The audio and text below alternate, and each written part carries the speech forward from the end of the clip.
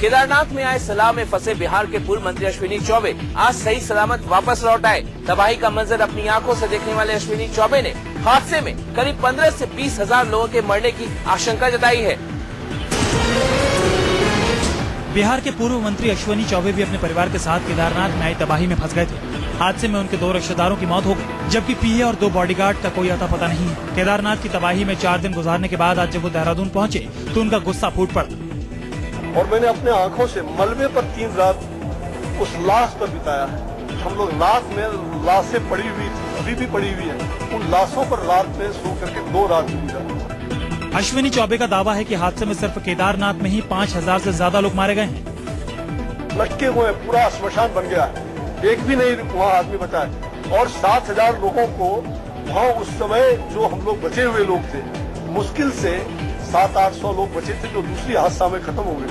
वो 5000 लोग कहाँ गए? बिहार के पूर्व मंत्री के मुताबिक तबाही के बाद वहाँ अभी तक किसी तरह की मदद नहीं पहुँची है। रुद्रप्रयाग के डीएम से लेकर के बिहार और उत्तराखंड और होम मिनिस्ट्री को भी जल्दी यहाँ रिलीफ भेजिए, लेकिन किसी ने कोई चीज नहीं सुना और न तो कोई तैयारी रखा। सैलाब के चश्मदीद अश्विनी चौबे के मुताबिक उत्तराखंड सरकार चाहती तो इतना बड़ा हादसा टल सकता था। कोई दवाई तक की व्यवस्था नहीं थी, एम्बुलेंस नहीं था। इससे वाहियात सरकार नहीं हो सकती। और ये कहते हैं कि 100 लोग मरे, कम से कम 15 से 20 हजार लोग मरे। मैं आंखों से हजारों का लाश देखा हूँ। अश्विनी चौबे के मुताबिक तबाही के बाद उत्तराखंड सरकार का रवैया बेहद ही खराब रहा है। उन्होंने उत्तराखंड सरकार को बर्खास्त करने की भी मांग की है। केदारनाथ मंदिर में 3 दिनों तक फंसे रहे बिहार के पूर्व मंत्री अश्विनी चौबे ने आज बताया कि मंदिर के अंदर सब कुछ तबाह हो गया है। शिवलिंग के सिवाय कुछ भी शेष नहीं बचा है।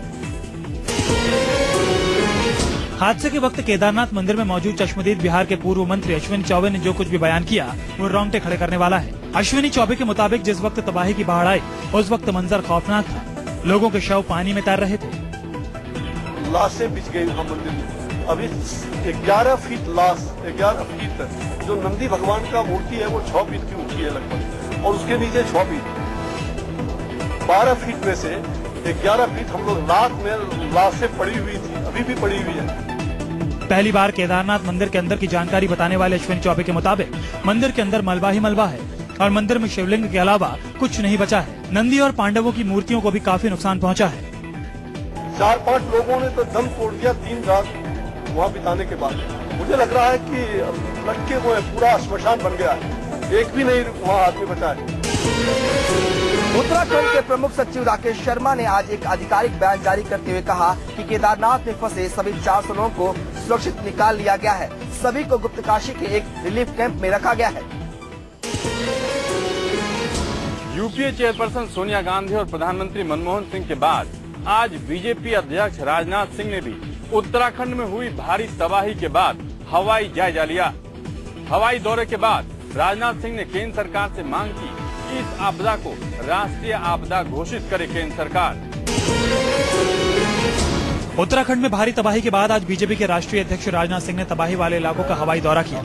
हवाई दौरे के बाद राजनाथ सिंह ने कहा कि ये वक्त आरोप प्रत्यारोप का नहीं है, इस मुश्किल घड़ी में वो सरकार के साथ हैं। उत्तराखंड का हवाई सर्वे करने के बाद राजनाथ सिंह ने कहा था कि हालत अभी भी बहुत भयावह है और सरकार को ऐसी स्थिति में उत्तराखंड की आपदा को राष्ट्रीय आपदा घोषित कर देना चाहिए। राजनाथ सिंह ने कहा कि मौजूदा हालात में बचाव कार्य में लगे हेलीकॉप्टर की संख्या और बढ़ाने की जरूरत है। यह बहुत बड़ा एक प्राकृतिक हादसा है और इसे एक राष्ट्रीय आपदा के रूप में लिया जाना चाहिए और इसे चुनौती मानकर इसका मुकाबला किया जाना चाहिए। राजनाथ सिंह की मांग का समर्थन बीएसपी सुप्रीमो मायावती ने भी किया है। मायावती ने भी केंद्र सरकार से मांग की है कि उत्तराखंड की इस आपदा को राष्ट्रीय आपदा घोषित किया जाए। हम इस वक्त उस पॉइंट पर मौजूद हैं जहां से दरअसल लिखी गई थी उत्तराखंड में तबाही की इमारत। ठीक ये जो नदी इस वक्त आप तस्वीरों में देख रहे हैं, दरअसल ये नदी बद्रीनाथ से आ रही है और इस नदी का नाम है अलकनंदा। और ठीक मेरे बाएं तरफ जो आप ये नदी देख रहे हैं ये केदारनाथ से आ रही है और इसका नाम मंदाकिनी नदी है। और ये नदियां जब रुद्रप्रयाग में ठीक इस संगम पर मिली तो उसके बाद आप समझ सकते हैं कि यहाँ कितनी तबाही मची होगी। मंदाकिनी नदी के ठीक ऊपर यहाँ एक पुल बना हुआ था, तो जब नदी उफान पर थी, जब नदी यहाँ पर आई है, जब पानी यहाँ पहुँचा है, तो वो पुल भी यहाँ नदी के साथ ही बह गया। देख सकते हैं ऊपर चामुंडा मंदिर बना हुआ है संगम के ऊपर, और इस मंदिर के अंदर भी उस दिन पानी भर चुका था।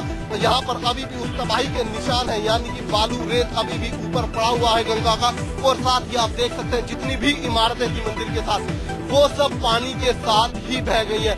उस वक्त यहाँ जाहिर सी बात है कुछ लोग भी मौजूद होंगे जिनका अभी तक कोई भी सुराग नहीं मिला है। दरअसल इसी संगम, यही संगम है जो देवप्रयाग पहुँचता है, ऋषिकेश पहुँचता है, आगे गंगा में मिलता है।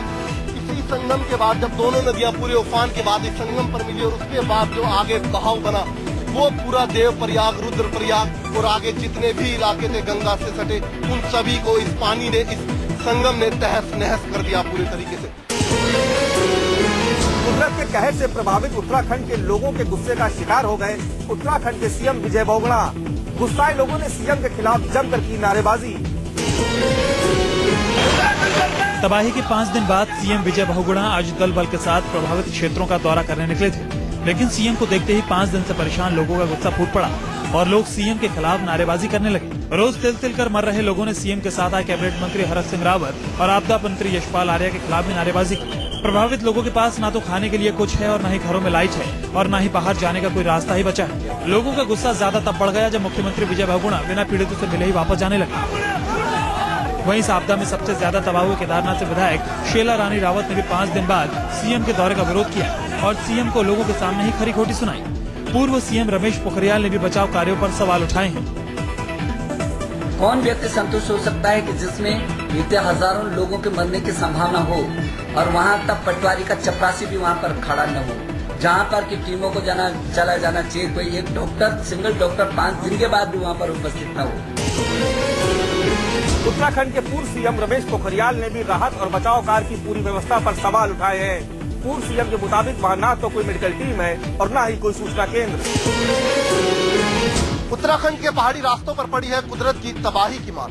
ऐसे कई रास्ते हैं जो भूस्खलन के चलते पूरी तरीके से क्षतिग्रस्त हो चुके हैं। तस्वीरें अल्मोड़ा के पहाड़ी रास्तों की हैं। पहले भारी बारिश और उसके बाद जमीन धंसने से सभी रास्ते गंगा में समा चुके हैं। सड़कों पर जगह जगह गहरे गड्ढे हो चुके हैं, जिसकी वजह से शहरों के बीच का संपर्क टूट चुका है।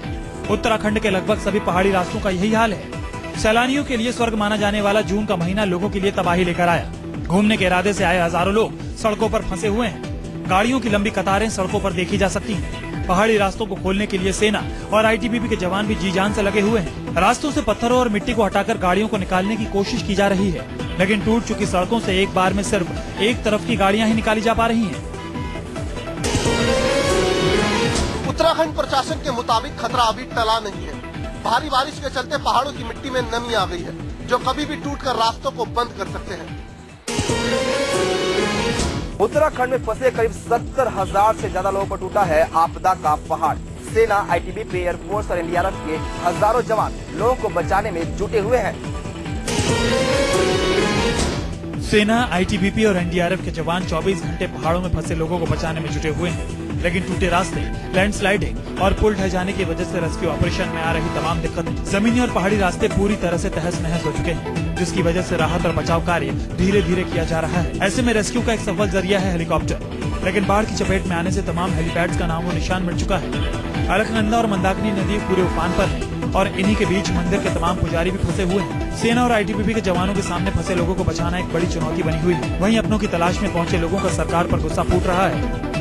खाना भी नहीं मिल पा रहा है, पानी भी नहीं मिल पा रहा है। अब ऐसी स्थिति हो गई है कि वो जीवित रहते हुए भी मौत का इंतजार कर रहे हैं। कम से कम मिलिट्री को या पूरी टेक्नोलॉजी जो भी तुम्हारे पास है वो लगा दीजिए इसमें। मेरी आपसे हाथ जोड़ करके विनती है, कम से कम जो जीवित हैं उनको बचाया जा सके तो इतना तो कर लीजिए। उत्तराखंड की महातबाही में फंसे लोगों को बचाने के लिए सेना ने 22 हेलीकॉप्टर उतारे हैं, लेकिन हजारों फंसे हुए लोगों के बीच ये हेलीकॉप्टर नाकाफी साबित हो रहे हैं। उत्तराखंड में आपदा के बाद प्रभावित क्षेत्रों में अराजकता जैसा माहौल हो गया है। लोगों के पास ना तो खाने के लिए रोटी है और ना ही पीने के लिए पानी। हालात बद से बदतर होते जा रहे हैं। मलबे के ढेर में बदल चुके उत्तराखंड के बड़े हिस्से में अब भी करीब 62,000 लोग फंसे हैं। ये लोग सुरक्षित स्थानों पर पहुंचने के लिए परेशान हैं। लोग पिछले कई दिनों से भूखे प्यासे हैं। यही वजह है कि अब फंसे लोगों का गुस्सा उबाल पर है। सरकार से विश्वास उठ गया है हालात कितने गंभीर हैं इसका अंदाजा इस बात से लगाया जा सकता है कि रेस्क्यू के लिए जा रहे हेलीकॉप्टर को लोग घेर ले रहे हैं। प्रभावित क्षेत्रों में रेस्क्यू के लिए दर्जनों चक्कर लगाने वाले पायलट देवेंद्र सिंह की माने तो वो खुद उत्तराखंड के हालात देखकर सकते में हैं। 4 लोगों के बैठने वाले हेलीकॉप्टर के लैंड करने पर सैकड़ों लोगों से घेर ले रहे हैं। यहाँ तक कि सुरक्षित बचने के लिए लोग आपस में मारामारी पर भी उतारू हैं। ऐसी स्थिति से निपटने के लिए ना तो पुलिस है और न ही कोई ऐसा शख्स जो भीड़ को समझा सके। पहले पहुंच जाए, मगर क्राउड कंट्रोल करना बहुत जरूरी है और ये एक स्टेट की रिस्पॉन्सिबिलिटी बनती है। रेस्क्यू ऑपरेशन में जुटे एक हेलीकॉप्टर के पायलट के मुताबिक अभी भी ऐसी कई जगह हैं जहां रेस्क्यू ऑपरेशन शुरू नहीं हो सकता है। प्रभावित क्षेत्रों में ना तो हेलीपैड है और ना ही कोई ऐसी जगह जहां पर हेलीकॉप्टर को लैंड कराया जा सके। उत्तराखंड में आई आपदा के बाद सबसे बड़ी चुनौती जहां तहां फंसे लोगों को सुरक्षित निकालने की। गंगोत्री में अभी भी हजारों लोग फंसे हुए हैं, लेकिन यहां अभी तक कोई भी रेस्क्यू ऑपरेशन नहीं हुआ है। सैकड़ों गाड़ियां, टूटे पेड़, भूखे बिलखते लोग और हर जगह तबाही के निशान। ये मंजर है उत्तराखंड के गंगोत्री का। बाढ़ और प्रलय में फंसे लोगों ने पिछले कई घंटों से कुछ खाया पिया नहीं है और सरकार ने अभी तक यहाँ कोई मदद भी नहीं भेजी है। No help, no electricity, no telephone is working and the water supply is totally cut off. We are in a very massacre condition. दरअसल टूटी सड़कों की वजह से ये लोग ना तो यहाँ से कहीं जा पा रहे हैं और ना ही कोई इन तक पहुँच पा रहा है। देखिए महाराष्ट्र से आया ये शख्स कैसे फूट फूट कर रोने लगा।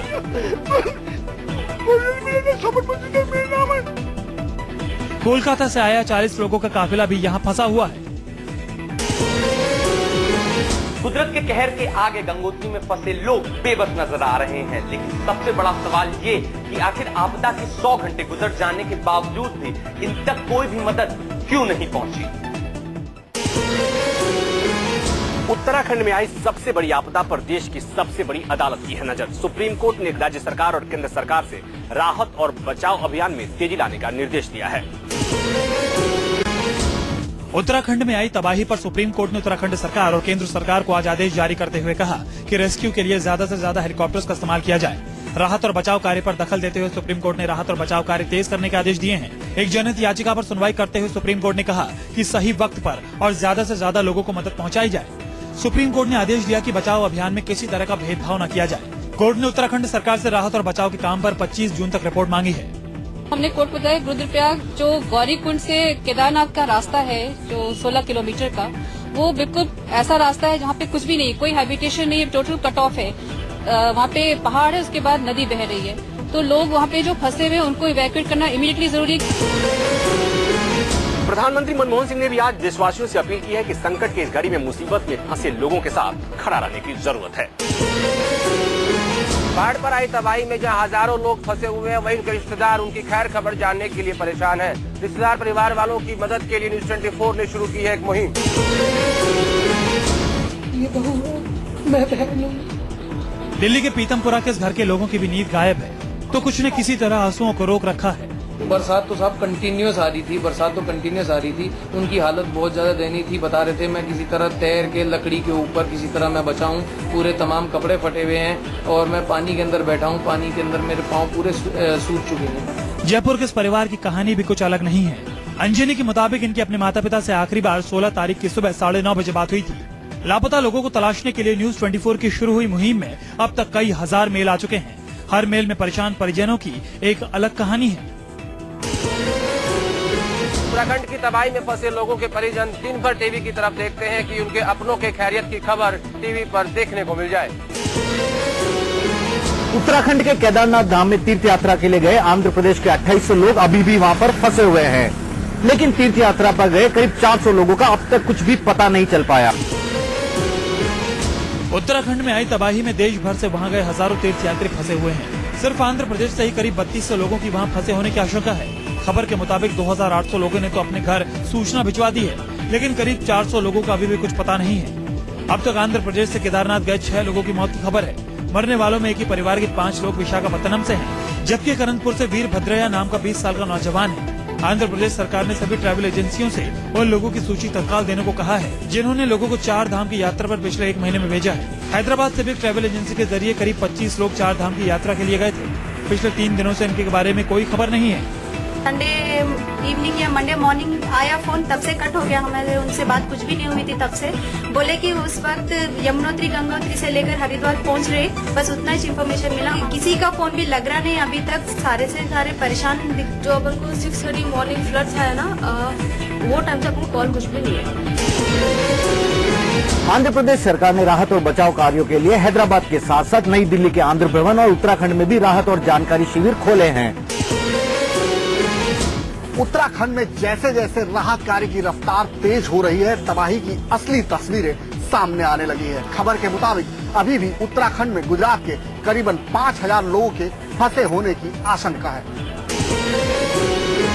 गुजरात सरकार के मुताबिक जिस वक्त उत्तराखंड में तबाही मची, वहां पर गुजरात से ही करीब 5000 लोग मौजूद थे। हादसे के 3 दिन बाद अब वहां से जहां कई लोगों की सही सलामती की खबर आ रही है, वहीं कई लोगों की मौत की खबरें भी आ रही हैं।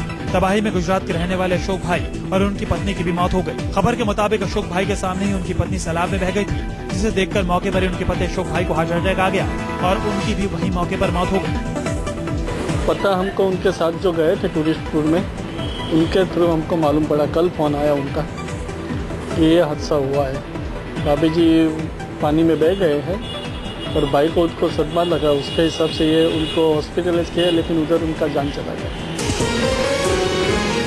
हादसे में अभी भी उत्तराखंड में फंसे करीबन 80 लोगों का कोई पता नहीं है। गुजरात सरकार लगातार उत्तराखंड सरकार के संपर्क में है।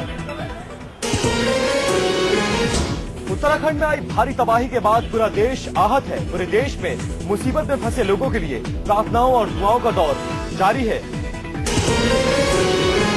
प्रलय और तबाही में फंसे लोगों के लिए देश भर में दुआओं का दौर जारी है। गया में बौद्ध धर्म के अनुयायियों ने मुसीबत में फंसे लोगों के लिए विशेष प्रार्थना की। चंदौली में भी सिख समुदाय के लोगों ने गुरुद्वारा में बाढ़ पीड़ितों के लिए प्रार्थना की। गुरुद्वारा में शबद कीर्तन का आयोजन कर मुसीबत में फंसे लोगों के लिए राहत की उम्मीद की गई।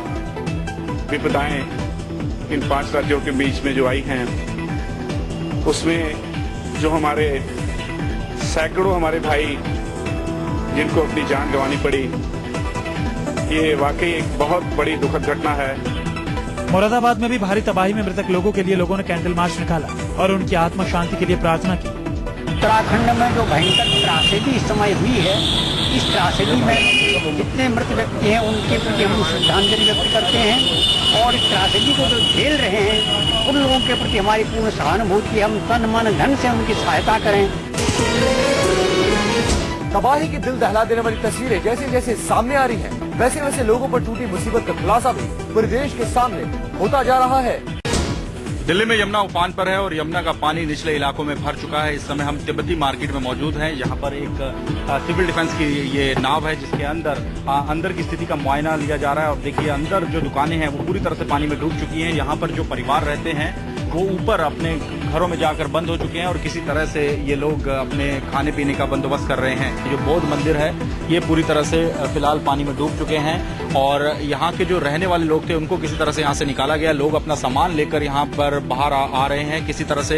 ये जो तिब्बतियन परिवार यहाँ पर रहते हैं वो फिलहाल ऊपर ही फंसे हुए हैं और किसी तरह से अपने रहने खाने का बंदोबस्त ये लोग कर रहे हैं। इनकी यहाँ नीचे दुकानें हैं, उसमें लाखों का सामान है, इसी वजह से लोग यहाँ से बाहर आने को तैयार नहीं है। तो फिलहाल ये जो स्थिति है वो यहाँ पर आप देख सकते हैं तिब्बतियन मार्केट में सबसे ज्यादा बुरे हालात हैं। लोग किसी तरह से यहाँ पर निकलने की कोशिश कर रहे हैं और यहाँ पर इन लोगों को बाहर निकालने की लगातार कवायद हो रही है। तो ये जो नाव है, सिविल डिफेंस की नाव है, ये लगातार बार बार आती है यहाँ पर और अंदर जो तिब्बतियन लोग फंसे हुए हैं उनको बाहर निकालने की कोशिश की जा रही है। तो सबसे ज्यादा बुरे हालात दिल्ली में तिब्बतियन मार्केट के हैं, जहाँ पर रहने वाले लोगों का जीना दूभर कर दिया है। यमुना के जो जल स्तर में बढ़ोतरी हुई है उस वजह से। यमुना के जल स्तर ने किसानों को बेहाल करके रख दिया। किसानों का फल तो खराब हुआ ही हुआ है, साथ ही साथ उनका घर भी छिन गया है। दिल्ली में हालांकि बारिश थम चुकी है, लेकिन हथनीकुंड बैराज से छोड़े गए पानी के कहर से दिल्ली के किसानों की हालत बदतर बनी हुई है। यमुना के बाढ़ से निकाले गए किसानों को जिन टेंट्स में रखा गया है वहाँ सुविधाओं का अभाव है। न तो पीने के लिए साफ पानी की व्यवस्था है और न ही खाने के लिए खाना। बिजली और दूसरी सुविधाओं की तो बात ही छोड़िए, टैंकरों से जैसे तैसे लोगों को पानी मुहैया करवाया जा रहा है। एक परिवार के कई लोग और उनका ढेर सारा सामान एक ही टेंट में जैसे तैसे ठूसा हुआ है और उसी में ये मजबूर किसान खाना बनाने, रहने और सोने को मजबूर है। किसानों को जिन टेंट्स में ठहराया गया है उनकी हालत भी ठीक नहीं है। अचानक बारिश होने पर इन किसानों की मुसीबतें और बढ़ सकती हैं। कितना नुकसान हुआ है? और फसल तो 18 बीघा खेत के नुकसान हो गया हमारा। परेशानी हो रही है, सारी डूब गया हमारे का, गरीब का बच्चा सब डूब सब भस हो गए। जब ऊपर भी हुए तो बकरा हमारे खोल गया, बकरे किसी ने खोल के ले गया। अब फिर मिला नहीं, बहुत ढूंढे मिला नहीं। इस बार भी जिस तरीके से यमुना उफान पर आई और जिस तरीके से यहाँ पर जलस्तर बढ़ा और तमाम जो लोइंग लाइंग एरियाज है जहाँ किसान खेती कर रहे थे उन तमाम एरियो में बहुत नुकसान हुआ और किसानों को बहुत ज्यादा नुकसान उठाना पड़ा है।